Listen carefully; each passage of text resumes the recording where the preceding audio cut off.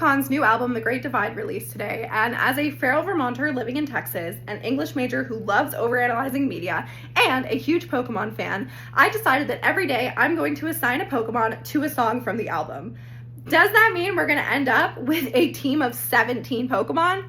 Yeah, but this is only part 6. It's time for the titular track, The Great Divide, and not to start with a trauma dump, although we are talking about Noah Khan, so isn't it like all a trauma dump? This song is very significant to me because it reminds me so much of my best friend Wade, who took his own life in 2017 after a long battle with undiagnosed and untreated schizophrenia, and also the extreme hurt of being a trans man in a transphobic world with a family who doesn't understand you, living in a state that doesn't think you should exist. So I will admit, I am incredibly biased in how I feel about this song, but I tried to not let that affect the Pokemon that I picked, but just give me some grace. When trying to pick a Pokemon for this team, I really resonated with the line, "But the world is scared of hesitating things. Yeah, they only shoot the bird who cannot sing."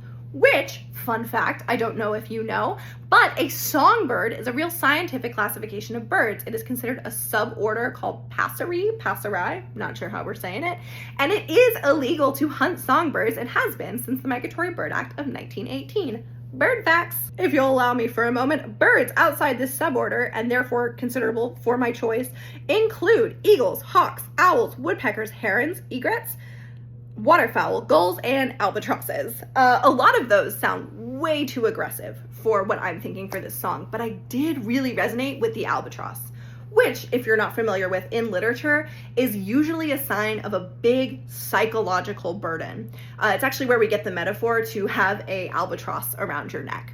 But albatrosses can also be a symbol for freedom. These are seafaring birds that can fly huge distances, and so sometimes it is a symbol of freedom and escape, a lot like what the singer wants the person they're singing about to do, to get out, to be free, to remove the albatross from around their neck.